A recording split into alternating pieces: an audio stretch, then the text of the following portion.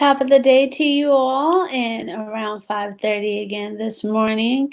And welcome to Sankofa Now, your daily dose of African-centered learning and application. And I'm your host, Nakia Victoria Porter Powell Davis, lovely Thrash, and for all of those that are here that support me, I am so thankful for you. And may your day be lifted and guided as I continue to increase your appetite for knowledge of self. And with that, the application to apply the things we learn to your life so that you can live in a peaceful and a harmonious space. So, with that, I want to give thanks as we start to the ancestors that came before me, those that came before us, those that fought so hard for us to be where we are today.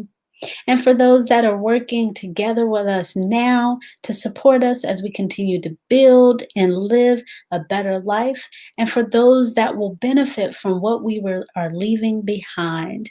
May we remember that it's a continuous cycle, a continual circle of life, and that we all have a part in the purpose in the process. So with that, today, keeping these short as we go forward, and a new title. So some have seen, if you missed videos, please go back and watch those. Now we are in the vision portion. And so today with the vision portion, what we have captured for today is we had our review of Sankofa from the last time, and I kept it the same, which basically, whatever we have lost, forgotten, forgone, and maybe have been stripped away, that we continuously remember those things. And this is from a day-to-day process. And that way you can continue to build on those things. And whatever it is that you feel as though you need to change, you can charge yourself, right, to take action to make a difference in your day. And so that's with our Sankofa and our beautiful little birdie back there for us. So we can always remember that every single day, every single moment that we have that opportunity to reflect and make a change.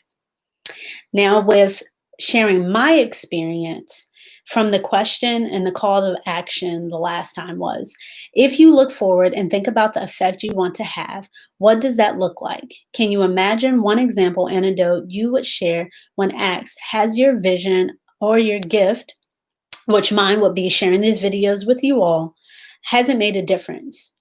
And so going right in that, I would say, yes, it has. And it's ultimately, in challenging times, people are okay when things are going well. And I know this. It's like things are going well, you can smile, you can be happy. It's when those things get challenging that you can remember what it was like to have peace, to have harmony, and be able to carry that with you. And knowing that this is a part of life and there's going to be an ebb and flow, and really reaching on the different tools and resources that you needed to continue to thrive. And so with my impact, what I see is that not only do I share with people my experiences, but I share with them the actual application. And then that way you have tools to help you to actually implement the things that I'm talking about in your own life. And that segues right into the resources that I have to share with you all today. And I have the African Proverbs that I have from last time, but I split some out.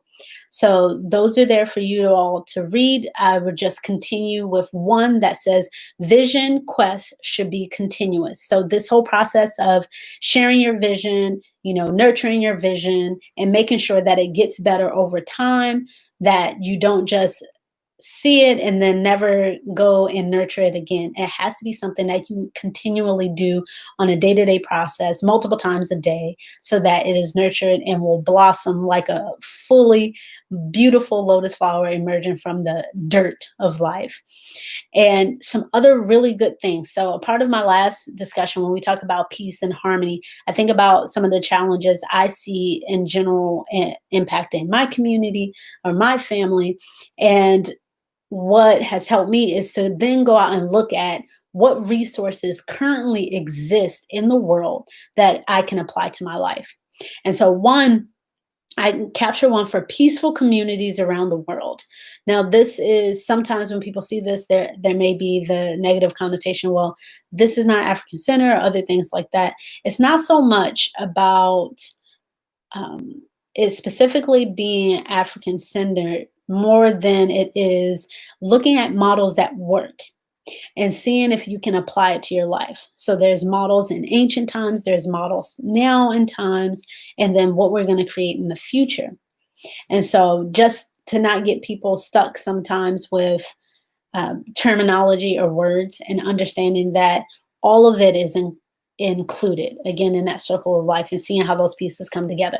So with that, the peaceful communities around the world, I have a link there that lists some of those, and just going through and saying what makes a peaceful community, right? We say there's low crime. Well, what contributes to low crime?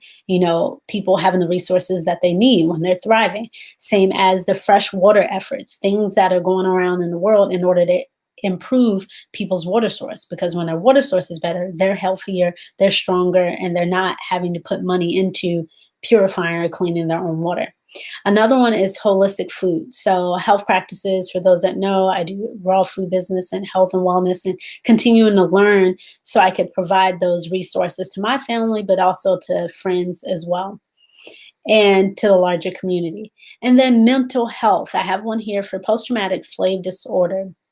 And it's really key to start to look into some of the challenges that, even if you are trying to have fresh water and holistic food and other things like that, if your mental health is not strong and not stable, it can be very challenging to even try to envision what it is that your life will be able to create, right, unfold into in a positive way.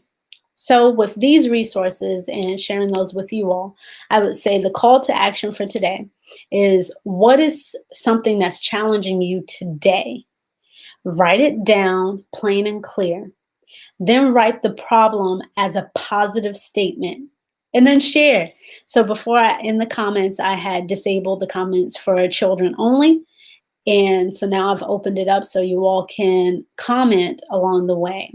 And with that, I would say that is all for me. And I hope this has been helpful for you all, as this is a wonderful gift to be able to share with you all today. And so as we continue to go on, 5:30 is the time that I'll start these live sessions for African centered learning, right, for Sankofa Now. So please tune in. And that's 5:30 a.m. Post Central Time, Post Pacific Standard Time, and 9:30 a.m. Eastern Standard Time. So with that, again, I'm your host, Nakia, aka Queen Peace.